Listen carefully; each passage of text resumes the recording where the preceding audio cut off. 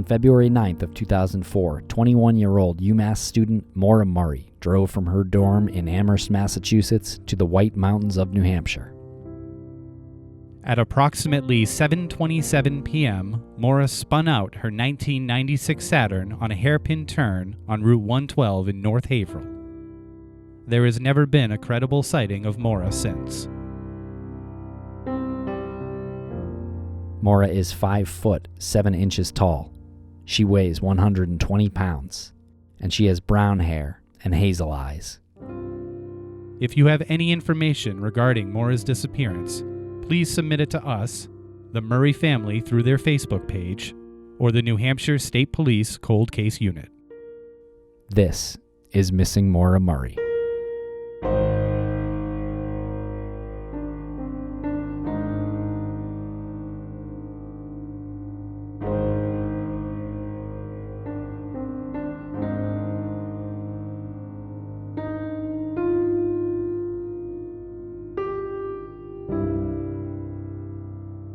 Welcome back to the Missing Maura Murray podcast. I am Tim Polari here today in the Crawlspace studios with Lance Reensteer. Now, Lance, how are you? Doing okay. How are you? I'm doing great. You're back. I am back. It's been a while. It's been a few weeks. It's been 6 weeks. Yeah. How was your time away? It was good. I learned a lot about myself and about, the world outside of true crime. Are you going to tell us what you were doing? I was working on a movie set. What movie? It's a movie called I Care a Lot. That title might change in the future, but working title is I Care a Lot. Oh, very cool. Well, cool. That'll be a lot of fun. That's going to be a theatrical release. Where is that going? Yeah, it's going to be a theatrical release probably next year, but I mean, they don't give people like myself the inside info. Yeah. Was it super exciting? Yeah, it was pretty arduous and long hours, but no, like I said, learned a lot about the industry, and it was interesting to be outside of this world looking in for a change. Yeah, and I think most of our listeners have probably never been on a film set. So the old saying is the first day you're on a film set is the most exciting day of your life. I don't know. Here's the full saying. The second day on a movie set is the most boring day of your life. I will say that it was never boring. Yeah, okay. All right, so we're going to get into some Ask Me Anything questions that we promised like 2 months ago and didn't record then, but here we are. It's a bonus episode. You're getting it for free, for bonus. Here it is. Here's an email from Tori from Massachusetts. She said, I attended UMass Amherst as a freshman in 2003 and 2004, and my sister was a senior there that year. I'm so sad to say that we really didn't know much of anything about the case until we started listening to your podcast about a year ago, but that's not why I'm writing you. I have a theory about this house where the 2 cadaver dogs hit in the same spot. I feel like it's possible that Maura or someone was buried/hidden in that basement, and the owners wouldn't let Fred or anyone in to search because they were hiding her body. Once the heat wasn't on them, they were able to remove and dispose of her body elsewhere, and then they covered it with concrete and sold the house and got away with it. Maybe the cadaver dogs hit on where she was buried, but she was gone by then. Do you know who the previous homeowners were or where they went? I'm assuming they wouldn't still cooperate with the investigation, but I'm surprised I haven't heard this theory come up on your podcast from anyone else before, unless I missed it. I'm curious to hear your take on this. And she's praying that the Murray family gets some answers soon. So, Tori, thank you very much for the email. We appreciate it. What do you think about this one, Lance? Well, the question is, do you know who the previous homeowners were, where they went? That's the question?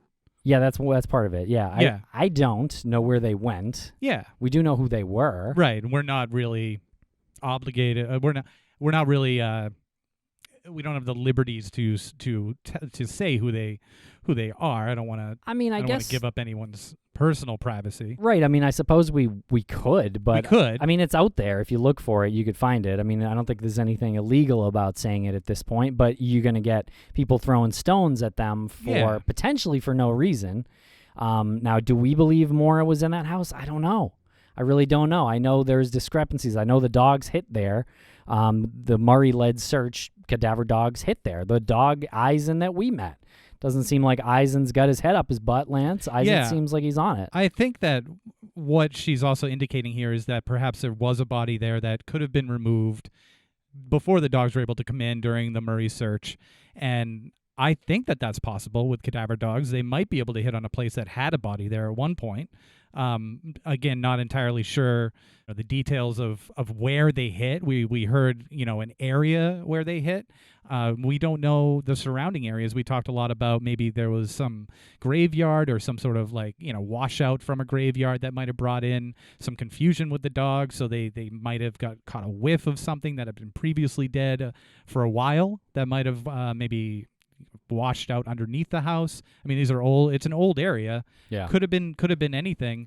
I mean, all of that said, this is very, very close to where Maura went missing, and would love to speculate more about it. I mean, the theories are all out there, and you can really easily come up with a theory.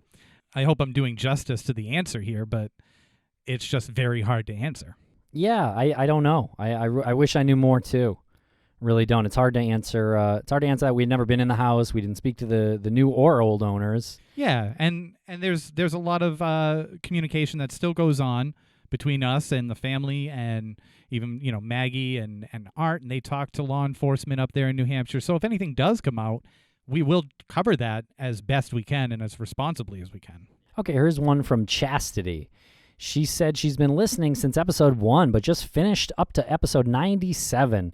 And she said she believes it was episode 95, but we were talking about a guy finding a backpack behind bathrooms. I was confused and driving while listening, but I didn't understand what y'all was saying. They found it, but turned out to be blue. I'm not really sure now either. I guess there was a backpack that was found in the woods, not super close to where Maura went missing, not in that general vicinity. And that was found and turned into the police, but we are led to believe at this point that it's not Maura's because they probably would have said that it was.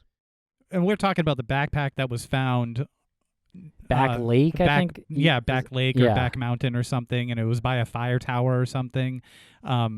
It's really tough sometimes to untangle the rumors, and I mean, they get conflated all the time. There was that moment about a year ago, I'm going to guess, where this guy found this thing that was sunk in the river. Remember that? And they forwarded it to Chuck and to Art, and because it contained clothing and other objects, and they thought it might have something to do with Maura. So I think that gets a bit conflated as well with other things that were found along, in the course of this search. But those two findings are 10 years apart, more than 10 years apart. So we know that Maura had a backpack. We know that a blue backpack was well, we don't even know if it was blue. Could have been a black backpack. I think the color was not determined because of the time it had spent just sitting out in the open. Yeah, I'm foggy on the details of the color at this point. Yeah. Also, way to go, Chastity, on your name, first of all, and your questions. There's a lot of them, and they're great. Yeah, and again on the backpack, she says, you had said that there was a duffel bag in her car, but her family said that she carried a black backpack. And what color was the duffel bag? Could it be shaped like a backpack? I guess I don't know. I mean, that would have been nice to know, I guess, but I don't know that one. Yeah, it was like a gym bag. Is that what we're calling a duffel bag? I don't know. These are pretty detailed questions. Pretty detailed questions. She says, sadly, I don't think she was going to commit suicide, just going to blow off steam, and was met with foul play. Heartbreaking. I cannot imagine the pain of not knowing. As a parent, I don't care if it's every possibility they're no longer with us, but it's just that glimmer of hope out there that the child is there that's more devastating to wake up to day after day. I just want to read a couple of other questions that she had. She asked about the coordinates that were featured on the Oxygen show, and if there was anything there, and if any cadaver dogs have been taken to the area to check. No, to our knowledge, cadaver dogs have not been taken up there. Even for dogs, it would be a bit rough for them to get up there and come down and then go out into the woods to check. I don't think a dog could even walk through the overbrush that's happening once you leave the trail and you go out to the coordinates. Nothing was ever found there. As far as we know, it was just some online prank that needed to be checked out.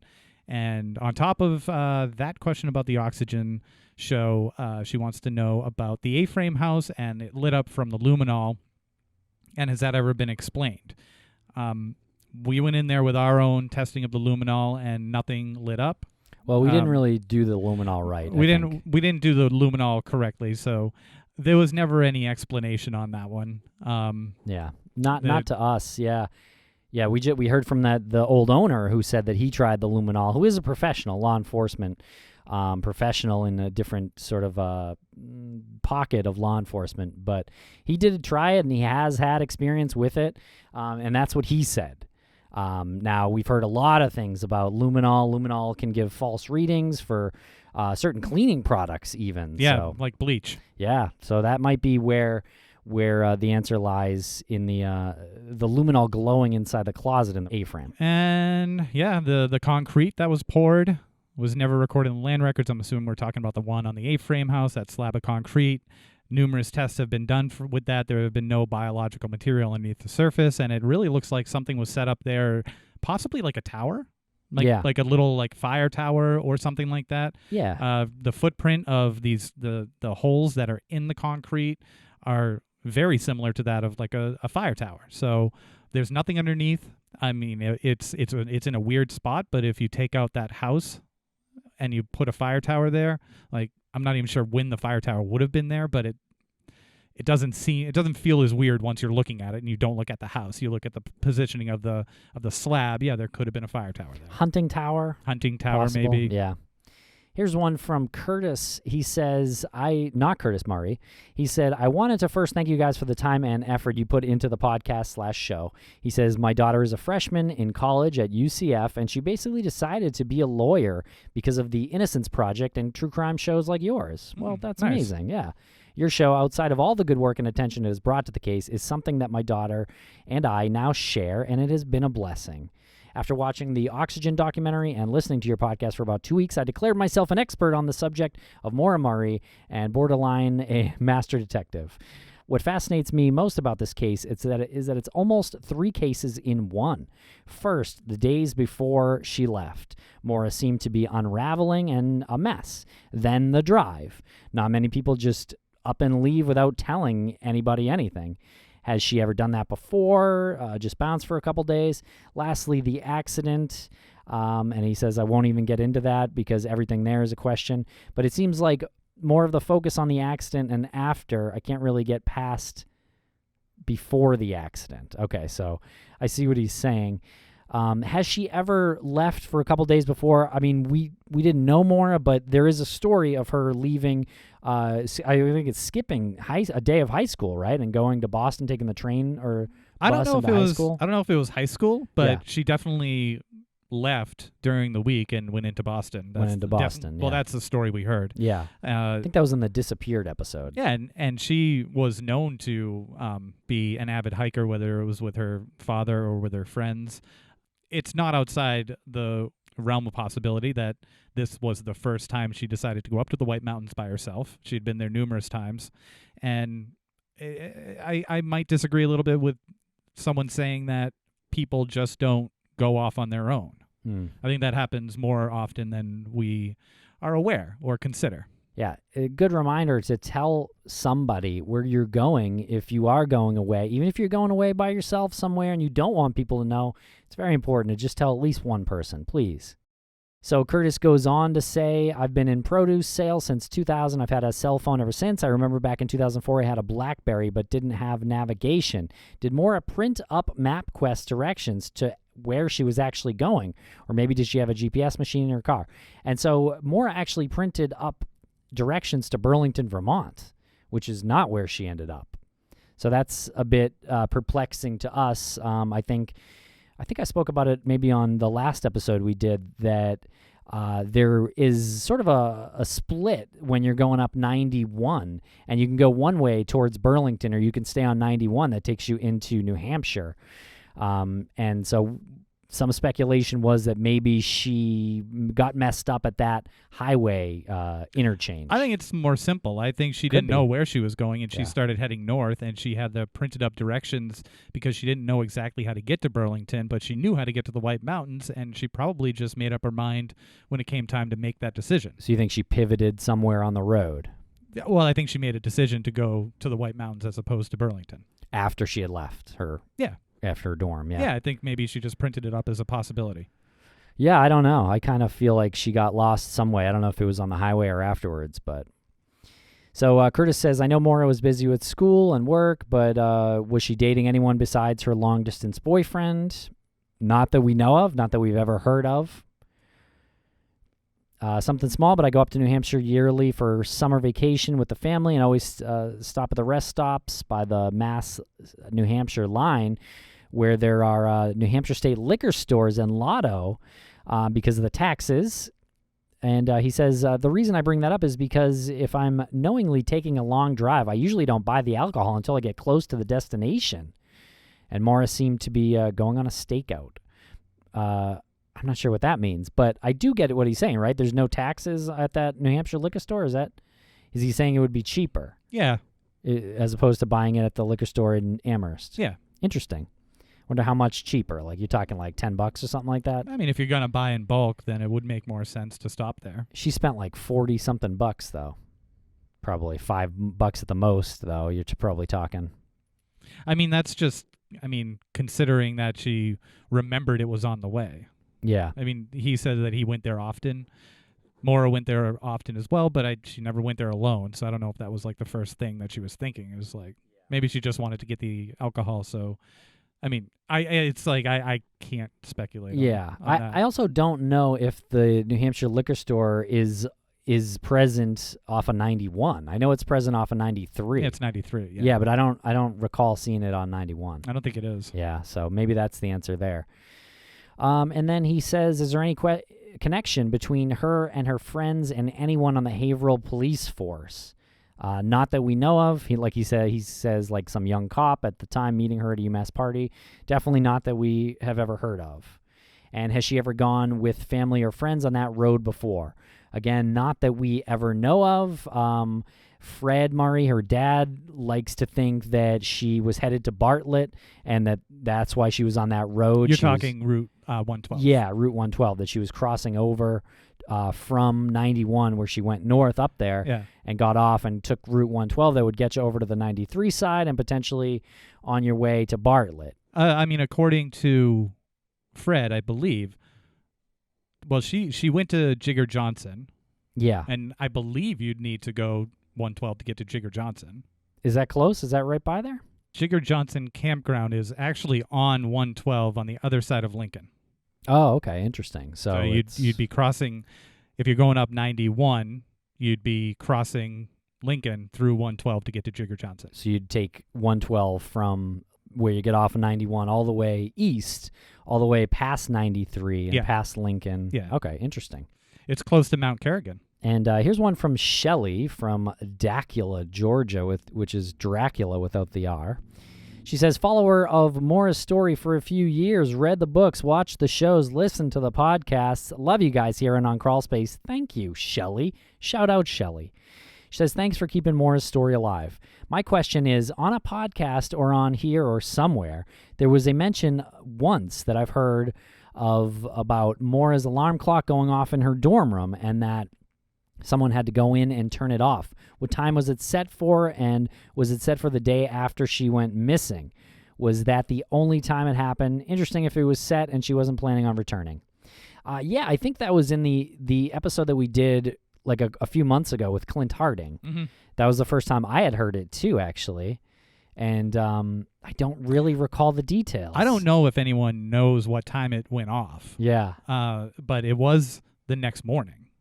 Yeah, it was shut off the next morning, Yeah. right? Someone went in there to shut it off. Yeah. Interesting. Yeah, I wish I knew more on that too. Here's one from Patrice. She said, hi, I just finished watching the first 4 episodes of Finding Maura Murray and wondering if there will be additional episodes. There was a preview for another at the end of episode 4. Where can I find it? I enjoyed the documentary immensely and am a regular listener of Crawlspace. Thank you. Thank you, Patrice. We don't have any more episodes of Finding Maura Murray ready yet. It is in the plans. It's just a matter of getting a little bit more time to edit it. And I know it's been a while since we've released some, closing in on a year. But we do still have a bunch of footage, and it is still in the plans. It's probably going to happen later this year or early next year. I don't know. Got to figure out the bandwidth. Yeah. Speaking of shout-outs, we have shout-out Susan. She Yeah. has a couple of really nice She does. questions here. My mugging story, you're just going to have to stay tuned for that. I'm not going to get into it here. That's more of a special Patreon type event, if you will. Her third question is, did the police fully investigate Mora's track coach, Hussein Baghdadi? Did any of her friends or family know that she was seeing him? Was she still seeing him when she went missing? He is always stuck in my mind because he was part of the outing club and knew about the cabin. According to the man that you spoke to at the cabin, I felt that James Renner dismissed him too quickly. I don't recall having heard that the police verified an alibi, and that is why. Well, Okay. Yeah, so she's asking about Mora's old track coach, Hussein Baghdadi. Did any of her friends or family know that she was seeing him? Not that I know of, not that I'm aware of. I don't know if has Julie ever answered that? yeah, I think they know of him now, but it was only Yeah. after the fact. I don't think they knew while it was happening, and I think, and I could be wrong, but I think this was during the period of time when her and Bill were sort of on again, off again. So it was the assistant track coach, and it probably, as much as he shouldn't have been involved in a relationship with a student, I don't really feel like it was as sort of illicit and lurid as people make it out to be. It was, I think it was short-lived from what we understand, and there were comments that he had given to, I believe, James Renner, where he had said, yeah, she had talked about, running away or escaping or something. So a lot of people put that, all in the mixed bag of his story and his involvement with Mora, and it does cast a little bit of a shadow. But right now we know that he's got a really good career and a family, and he wants to stay isolated from this story. And I'm sure if there was anything that had to do with him and Mora's disappearance, the police would have figured it out at this point. Yeah, I would definitely hope so. I would hope so. Yeah. And here, question number 2, she asks. I think we can talk about this now, Lance. Oh, sure. She asks what happened with the threatening letter when we were recording Empty Frames Season 1. And this is something that happened. Of course, Empty Frames is our art crime show. If you want to check that out, please do. Subscribe to Empty Frames wherever you're listening now. And Empty Frames Season 1 was on the Isabella Stewart Gardner Museum heist of Boston in 1990.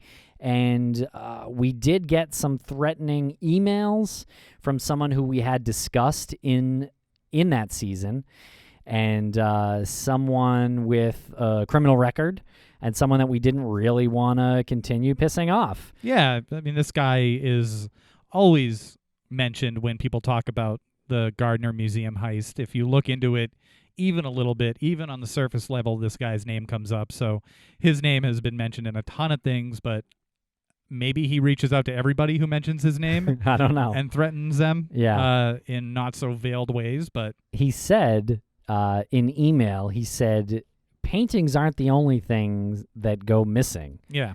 And we were like, hello, have you not heard of Missing Maura Murray? We're very familiar with missing people. Thank you. And then he was suggesting that we wanted a thrill. Oh, he did say something like that. Yeah, something like that. Yeah, that we're doing this because we're thrill seekers. Looking for a thrill. Okay. So, I don't know. I'll go skydiving if I want a thrill, buddy. Yeah. Anyway. Well, open wide. Another one of his quotes. Yes. Anyway, thanks a lot, Susan. These are great questions. Shout out to you. Shout out, Susan. And you are also not disgusting. And Susan is a patron of ours, and so for $5 a month, you get one piece of content per week over at Patreon. So check us out at patreon.com/Crawlspace podcast. We have a lot of fun over there. Here's one from Edward. He says, hello, I have 2 questions regarding Mora's case. The first is, can we confirm 100% that Mora was driving the Saturn and it wasn't a different woman? No, we cannot confirm that 100%. I don't know how one would be able to confirm that 100%. Yeah, exactly. Unless you were Mora, but I mean, 99.9 is the closest we can get to that. He says, the second question I have is, have you guys reached out to the Mind Shock podcast? No, we haven't. Just kind of seen some nasty comments from them online, so we're not really working with them or anything like that. However, if they want to have a conversation offline, feel free to shoot us an email. Sure. Here's one from Jennifer. she says, hey guys, what happened to you guys covering the guys missing in Boston and the old case from the early 1900s? On Crawlspace, you were going to be discussing these cases from time to time, and I haven't heard anything about these. I want to say that it's kind of a good thing that we haven't been covering the cases of the missing men in Boston. There hasn't been one in a little while, and they're so fresh. Like when they happen, they're so new. It's really hard to do anything that is helpful if you're covering something that is like so new, and the families don't want this sort of attention. They want to figure out what happened to their kid.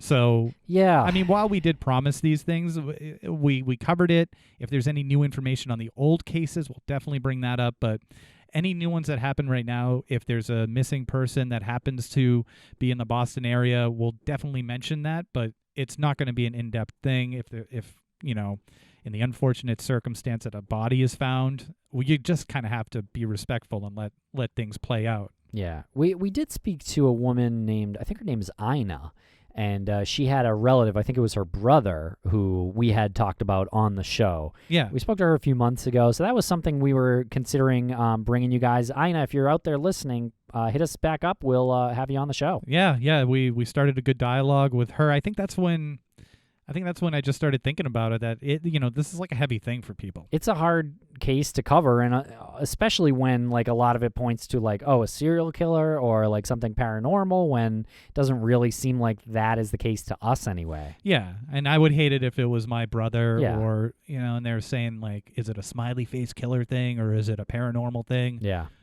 We've learned a lot. We've learned a lot here. As far as the Dean murder in Jaffrey in 1918, we got some stuff planned, but god damn it gets busy here. We got some stuff planned. We have the transcripts from the grand jury hearing that took place back then, and we have some really good narrators who have taken these sections and they've read them, so there will be a release of these at some point.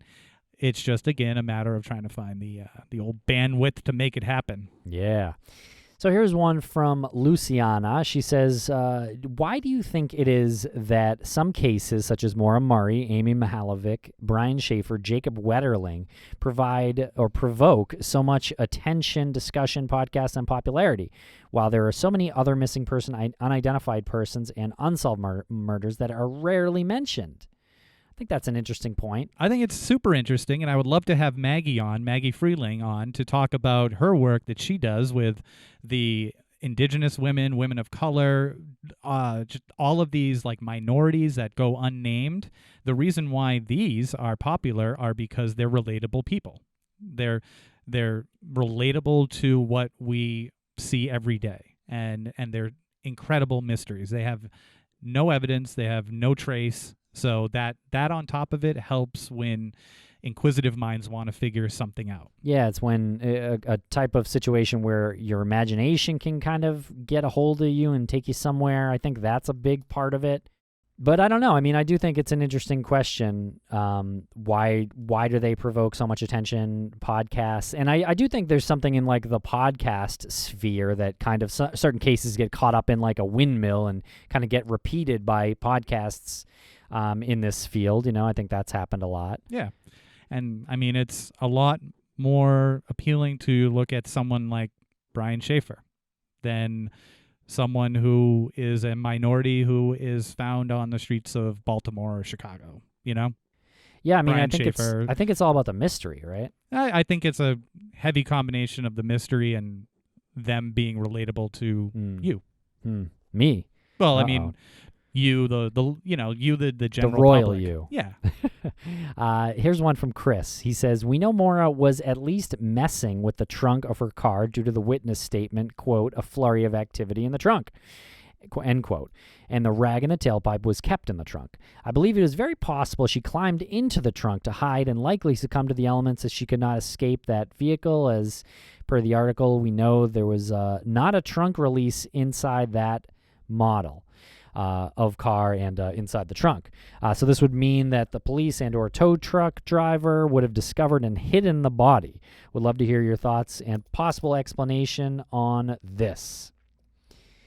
I don't believe it that Maura climbed in her trunk at all. I mean, I think he hits on the point. Like the tow truck driver or the police officer would have had to have hidden her body. I just think that's too far of a leap to go because that person wouldn't have been guilty of anything. Why would they hide her body?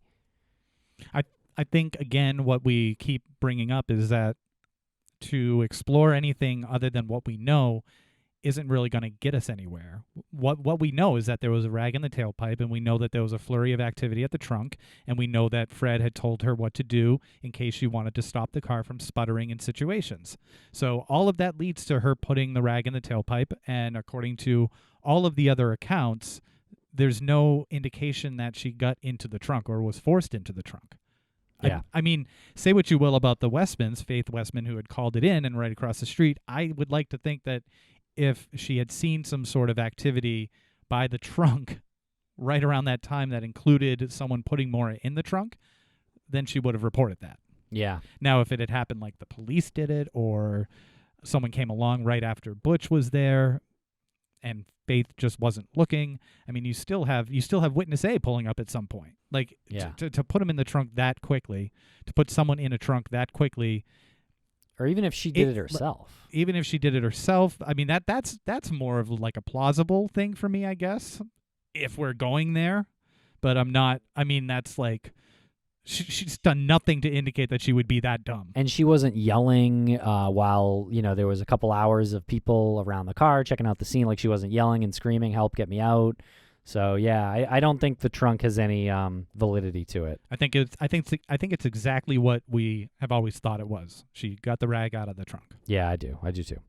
From Shannon, she says, I was wondering if the two of you have ever had a disagreement. You seem to get along quite well, but I'm sure there must have been instances where you have diverted in opinion or disagreed on an approach /theory/guest. Have you ever really disagreed, and how do you settle disagreements? We could disagree just to create like tension for the listener, and that'd be fun, I guess, for the listener, but honestly, it's exhausting. Like, we just had a moment a few minutes ago where you thought that she got lost on her way up. Yeah. And in my head, I feel like it's more rational that somewhere along the line she made the decision to not go to Burlington. We could have a 20-minute argument about who's right, but you know what? No one's going to be right. Yeah. Because we don't know. So we settle. So we settle it with fisticuffs. Yeah. Bare knuckle boxing. Bare knuckle boxing, old school style, like the logo on the Notre Dame football helmet. That's right. From Ramey. Ramey says the New Hampshire cold case unit has recently solved, among other cases, the Bear Brook murders from the 70s. This case has had a lot less information than Maura's case. The unit seems pretty amazing, but does this give you any hope for Maura's case to someday be solved by them? Absolutely. I think so. Yeah. I think, correct me if I'm wrong, but there was more than one person or two people involved with Bear Brook? Yeah. And there were bodies found. Yeah, bodies found in the barrels, but they didn't know who they were. The problem with Maura's case is that there's zero. Yeah. And for all we know, a single person took Maura and did what only they know they did. And that's what makes it really tough. And Ramey goes on here, says, I am from New Hampshire, and I think that a billboard was discussed, would do better probably up in the White Mountain region. I think we had spoken about doing it in Manchester. And I think that's a good point, but I think as we discussed here that there are very few billboards in the state of New Hampshire at all. I think most of them are in the Manchester region. Yeah, and while a billboard, and maybe I'm speaking on a contrary note here that people don't want to hear, but Can't wait to disagree with you. Yeah. I don't really think a billboard will do much good. Yeah. I think money spent needs to go towards anything that can be brought as evidence that can be tested. Yeah. A billboard can do something if the person or persons responsible saw it and they start to get nervous.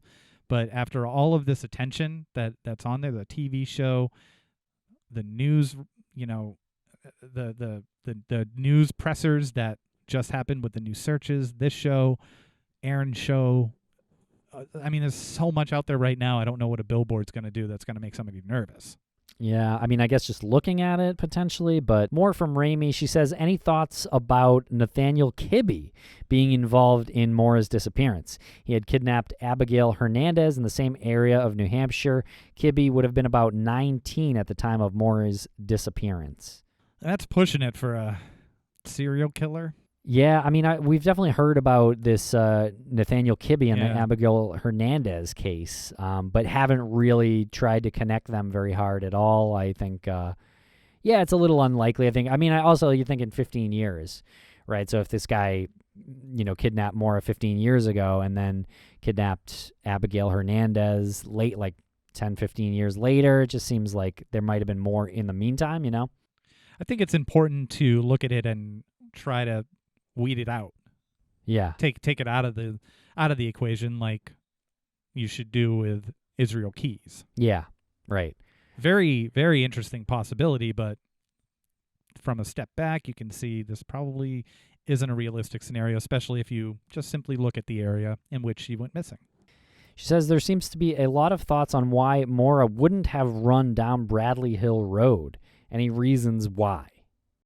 I think because, my primary reason is the dogs didn't pick up any scent beyond that spot of Bradley Hill Road. I think if she had taken that right and went down the road, I feel like the dogs probably would have at least gone a little bit down that road. And it's also up the hill from where Maura went missing. It would actually be up kind of a devastating hill, actually. Goes on for a long time. Several miles, I feel like. So that's not an easy hill to run up or walk up or anything. Once you're on Bradley Hill. Yeah, but Bradley Hill Road's pretty intense. Here's one from Rebecca. She says, so I'm listening to the CrimeCon episode now, and I don't actually have any questions, but I listened to your podcast through Castbox, shout out Castbox, and I just wanted to let you all know how much I appreciate your podcast, that you include other missing persons cases. I love true crime podcasts, but it's so annoying to follow 50 different ones about 50 different missing people, so to have you guys do an episode about somebody else that is, really refreshing. Also, on the theory that she ran to Canada, I doubt that if she ran away, it's probably to Delaware. Nobody ever looks in Delaware. That's a good point. Count it. Anyway, love your podcast. Thanks for the insight. Thank you, Rebecca. Really appreciate that. That's a really nice email. And we are covering other cases. We have been doing that for, I guess, a couple months now, and we're going to continue to do that here on this podcast, on this feed. Sure thing. There's only so much that you can talk about with one case, and when you've established and nurtured a platform like this, and you have a very loyal listener base, and they're into trying to help with missing persons and unsolved cases, you might as well use this platform to put the word out there for as many things as possible in regards to missing people, unsolved cases, unidentified bodies. And once a Maura Murray update happens, the show will be 100% about Maura Murray. That episode will be about Maura Murray. Yeah. But we got a platform, and it's time to try to use it in a more broad way. Yeah, and speaking of other cases, we had Ladessa on, who was in a relationship with Brandon Lawson when he went missing, and this episode aired about a month ago, and we did get a lot of emails and questions on YouTube why we didn't ask Ladessa her interpretation of the 911 call. And I thought about this a little bit, and I think the reason why is because she started discussing a little bit of Brandon when he's in a paranoid mood, when he potentially is under the influence of something, and so she was describing exactly what's on that 911 call, basically. The behavior that he shows on that 911 call is what she was describing when he gets a certain amount of messed up. And so I think we kind of didn't see the reason, because I think we just thought she would have said that. So I think we had kind of moved past it at that point. But I do understand we probably should have asked anyway, just to get her answer. But that is the reason why we probably didn't ask. And I don't want to diminish what we do, but you and I are not trained journalists, and occasionally there are moments where you get caught up in just the humanness of everything, and that was a really emotional episode to listen to. I mean, she had her kids in the background at certain points. Like, it was tough to talk to her about her, missing ex, the father of her kids, and, occasionally you're listening as a listener, and you hear something, and then you have the fortunate you can look back on it and say, oh, I would have asked that question. There's numerous times when we've said that. Yeah. But you just don't think about it sometimes because, again, you're talking to a woman who's trying to deal with the fact that her ex is gone and the father of her kids is gone. Yeah, and in addition to covering other cases recently, we have started dropping other show episodes in our feed. And that is because this network is expanding, and we as a company are kind of growing. And so you may hear some other ones, but just, check it out. If you're interested, that's great. If not, you know what, just download it and delete it. Yeah. And we appreciate the lack of complaints on this. We are, again, trying some new stuff. Again, it's all got to do with the fact that we have the opportunity and the means to do this. Yeah. And the means being you guys, the listeners. If you keep consuming it, we have the doors open for us to do something better. So. Yeah. All of the new shows, if you hear it, all of the new shows are within the same vein. They're all trying to answer a question or help some sort of organization or movement. Yeah. And check out Strange World on Travel Channel, Mondays at 11 p.m. Which is the fun part of all of this. It is fun. Finally get something to do where we can just sort of speculate wildly and goof off with a really cool guy, Christopher Garetano. Here's one from Lindsay. She said, I wrote you last week, but I forgot to add in my email a theory/question that I'm wondering if it's been considered. Personally, I can't make heads or tails about what I truly believe happened to Maura. My initial thought has always been that she ended up in the woods, but now I feel that she probably did get picked up that night. I was wondering if anybody has considered the possibility of Maura's disappearance ending up like Brian Barton. You probably know about his case already, but to sum it up, I don't know that name does not sound familiar at all to me. She says he went missing from his apartment and wasn't found for several years, but when he was found, he was practically hiding in plain sight right near a very populated area in a churchyard. So I'm curious if anyone has considered this or looked at Brian's case as a possible theory/outcome.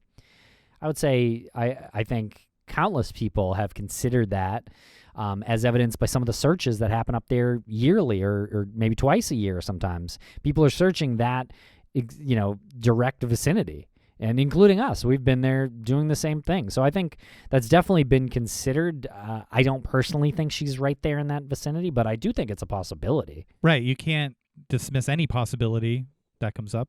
You can look at other cases like this Brian, he was hiding in plain sight. I don't know the extent of that search, but every situation, every case is different, and every investigation is different. And I mean, look at the Delphi murders.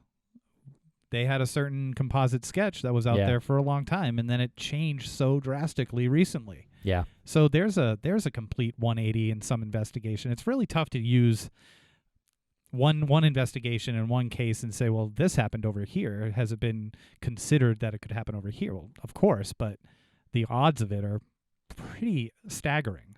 Yeah. When you think about how many missing people and unsolved cases there are in this country, the odds are not good that someone's hiding in plain sight. That you just hear about that because it's finally an answer to one of these things. Yeah, it happens occasionally. Another question here from Lindsay. She said, you mentioned that there are things you can't share with the public, which is understandable. Is there anything shocking that you guys know and can't share? I don't think necessarily shocking. There might be some details, not like specifically about Maura's disappearance, but maybe about some of the people that have been discussed as possible persons of interest and stuff like that. So some stuff like that we've heard that would be quite shocking to you, I think. But again, not specifically related to Maura. Right. Definitely some stuff that we've read. Yeah. And some stuff that we've heard has been unsettling, to say the least. And if anything happened that was shocking about Maura's case, I mean, I don't think we would hear about it first. Yeah, we definitely wouldn't hear first. If that info came, we'd be learning about it pretty much at the same time as everybody else. I think that's exactly true, yeah. And here's one from Kevin. Kevin says, I think it would be beneficial to hear FBI profiler Jim Clemente again. Do you think you guys can conduct another interview with him? He says, in my opinion, I think he can offer more credible insight on Maura's disappearance, along with details on a suspect who might have not been transient in a case where foul play might have been the culprit here. So interesting question, Kevin, and I would love to have Jim Clemente on again. Yeah. Jim Clemente, open door policy, of course. His buddies, Bobby Chacon and Francie Hakes, like those guys are all welcome on the show anytime. But we had Jim on as an FBI profiler. He was not that familiar with Mora's case, and we wanted to keep it that way because we wanted to present him the information and just see what his initial reaction would be. Now, after he's familiarized himself with it, it would be really cool to get him back on. So yeah, anytime he wants to come back on, we'll definitely take that if he's got any information or any sort of insight into the type of person, a deeper dive into the type of person that might have done something to Mora. Got Allie. Allie has a fun question. All these years later, this is still my favorite podcast. Thank you, Allie. You're still right up there as one of our favorite listeners. Last summer, you did a show with Lori Bruno. Lori Bruno being the renowned psychic and white witch from Salem, Massachusetts. She said she believes something will happen in the case close to the end of 2018. Have you ever followed up on that, whether it was possibly that search that was done recently? I'd say, I don't know, with Lori, you can't really follow up. She'll follow up with you. She'll let you know. And I would say if anything happened with the case close to the end of 2018, I think that search was, you could take that as possibly what Lori was indicating. Yeah, I think so. And Lori will throw out a lot of names and dates and things like that. And, she doesn't bat 1,000, but she is eerily accurate on certain things. And so I would say that might be the case in this one. But as you mentioned, Lance, you don't really reach out to Lori. She reaches out to you, actually. So just by talking about her right now, there's a good chance I'm going to call you. I'm going to get a random phone call. That's usually the way it goes with Lori Bruno. And here's a long one here from Lisa. Lisa says, love listening to your podcast about Mora. The first time I heard about Mora's disappearance was when I saw it disappeared. Very strange case. She's speaking about some of the witnesses, and she said that someone saw what she thought was a person in Mora's car with a cigarette, which was probably a red light from Mora's cell phone. Was it just after the accident? That's her question. I think pretty soon after, maybe 5-10 minutes afterwards, yeah. Or was it after she got out and assessed the damage? I don't know. No, I think it was right after, just the way it reads, because Faith calls and says that she can see a man in the car smoking a cigarette. So if she's confusing Mora if she's just assuming it was a man and she can't tell the gender of the person and it was a cell phone, then I would assume that it's right after the accident and Mora's trying to make a call. And I think Lisa's trying to put together that if it was just after the accident, could she have been trying to call the quote-unquote tandem driver? I mean, maybe. I don't know who she was trying to call, but we do know that no call ever went through because there's no service there. So she might have been trying to call a hypothetical tandem driver, but was not able to because there is no service there. She might have been trying to call AAA, like she told Butch she had called. Yeah, I think that's probably more likely, but that's just my opinion now. Here's one from Ryan. He says, I've been following your podcast since 2017. It became clear to me at a certain point that there are aspects of this case that you cannot talk about. How does that affect the way that you feel about the case moving forward? In the latter part of 2018, I did some deeper digging into the case online. I was really surprised by what I read about one possible theory surrounding persons of interest or even a suspect in the case, but I was not surprised that you did not cover it on the podcast, given the issue of liability and the ongoing investigation. Best wishes and thank you for what you do. From Ryan. I mean, if you do some digging out there, some of the message boards and stuff like that, you will see names. You will see hypothetical scenarios, speculation, that kind of thing about certain people. We definitely try not to do that, at least in our old age here, Lance. In our experienced days, we definitely try not to do that. There are some names like say the house that the Murrays dug up. Like we just talked about, we don't necessarily want to put those names out there because there's really no reason to bring them into it now if there's no body in that house, yes, there are weird rumors and even some actual documented crimes from some of those people, but not necessarily stuff we need to put out there at this time, I guess. Yeah, I don't have much more than that to say. I mean, it's just a matter of trying to figure out what's the right way to put out information. And trying to be responsible. Yeah. Yeah. Here's one from Jamie. She says, are all of the episodes of your podcast available on YouTube? That is a big yes. She says, and how does the Finding Maura Murray show fit in? Is that yours too? Yes, that is, and that is available on Amazon Prime or on Vimeo for our international listeners. Check that out. It's called Finding Maura Murray. Right now there's 4 episodes. It's a video documentary that we produced ourselves, not The Disappearance of Maura Murray, which you should also check out, but that's on Oxygen. All right. Well, Abby here has a bunch of questions. Uh-oh. Yeah. Her first question is interesting. There have been multiple unconfirmed sightings of Maura. For example, the Father's Day sighting in the church, the Cumberland Farm sighting where someone saw a woman mouthing "help me," in addition to others. I was recently reviewing the May 6, 2004 article of the Caledonian Record. In this article, Lieutenant Scarinza says the following: Not only believes the witness information is credible, he also believes the man actually saw the Hanson, Massachusetts resident. What he's talking about there is Rick Forster's sighting down by Hummingbird Lane, about 5.5 to 6 miles away from the accident site. So her question is, what made him think that the sightings are credible? And do we think that they're credible as well? Curious as to your thoughts. I wish I thought they were credible. Yeah. I mean, I wish we had more information to go on with them too. What the police have said is the last time she was spotted that we know of was right by the car. That doesn't mean that she wasn't spotted and it wasn't a credible sighting afterwards, but we don't know about that. But I would say that if she was spotted after that and it was a credible sighting, then we probably would know about that. Yes. Yes. So I would say that no, I don't think any of those are credible. And I'm not saying that there wasn't a moment in the store where somebody mouthed the word "help me" to the cashier behind the counter. That could have been the case. And then that person sees something on the news. Maura's pictures there. Maura had a very recognizable, familiar face. You could see a brunette with dimples and say that that's Maura Murray. That could have happened. There actually could have been somebody mouthing "help me." To not have any other follow-up on that leads me to believe that probably wasn't Maura. Yeah, I mean, I don't even know about any like surveillance video of that moment. Like I don't even know if that was really followed up on and taken seriously. We don't know. I mean, we were told that everything that comes in is followed up on. Yeah.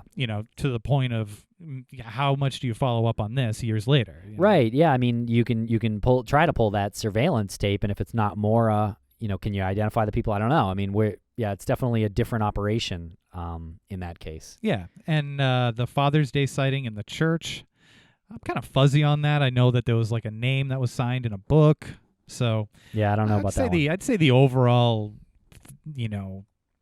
thing to take from this is understand that there were sightings or reports of sightings. Still are. And there still are. But also understand, like, people are still citing Maura as if she were 21 years old. Yeah, I think they're picturing her at that age. As a 21-year-old, yeah. So look into it, because honestly, like, if the more people who look into it, the more information that comes of it, but it's never going to end. Yeah. I think that's just something to take from this, is that it's never going to end. And the sightings, you mean? The claims of sightings, yeah. Okay, yeah. The certainly until this case is over with, then the book is closed on it, the sightings will always continue. Yep. And here's one from Claire. She says, I've looked everywhere to find the original podcast episodes you've done about Maura. Are those episodes deleted, or is there any way to listen to them? Well, Claire, thank you very much for the email. As of right now, the only place you can find them is YouTube, but also Stitcher Premium. Check that out. Stitcher Premium, $4.99 a month. Check them all out. There's 60 of them on there at Stitcher Premium. There's also 60 creator commentaries episodes, which is Lance and I talking over the first 60 episodes of the Missing Maura Murray podcast from years before. And you can get a really sweet glimpse into the special kind of torture that we go through listening to this. But comedy aside, there is information in those early episodes that was not 100% accurate, just because we didn't have all of the facts in place and all of the information accessible to us. So we get to go back and correct some mistakes and clarify some things that we just weren't aware of. Yeah. I know this isn't exactly a AMA or a Ask Us Anything email, but Frank here has a long email of different cases that he's talking about us covering. I just want to say, yes, we will absolutely look into all of these cases, and that is the purpose of rebranding Missing Maura Murray. Keep those coming. If do you know Valerie Percy's case? Do you know Chris Block's case? Keep those coming. We're going to highlight all of these, and at some point, we're going to try to make it a thing to cover cases like this. Yeah. He also says Elisa Lam hasn't gotten the attention she deserves. I beg to differ. Please go check out Brain Scratch, John Lorden's coverage of Elisa Lam. He does a great job really humanizing it and taking out the speculation and the ghost story aspect. Yeah. And here's our last one here from Pelfrey the dog. Love Pelfrey the dog. Yeah, she's got a few. Let's see. You read about the Father's Day sighting. She also asks about the Cecil Smith and John Monahan transcripts from the Oxygen series. Looking back at Cecil's interview, it seems that Cecil was pretty convinced that Maura committed suicide versus falling victim to any criminal activity. However, this is contradictory to Strelzin's statement in the civil trial that there's a 75% chance of conviction. What do you think the reason for this discrepancy is? And I think...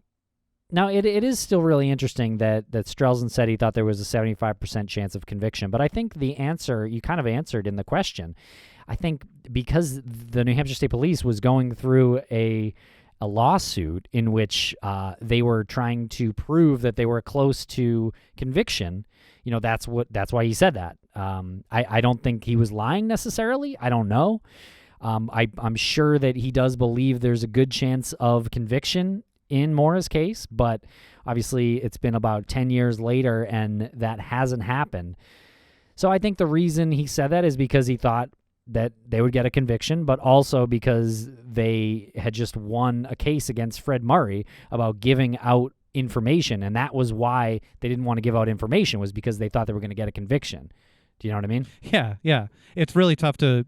Again, that's all. We don't have the inner workings of the New Hampshire State Police and law enforcement up there. So I think it's also weird to say a 75% chance. I think it's weird to put a percentage on these types of things. But hey, I am not privy to the information.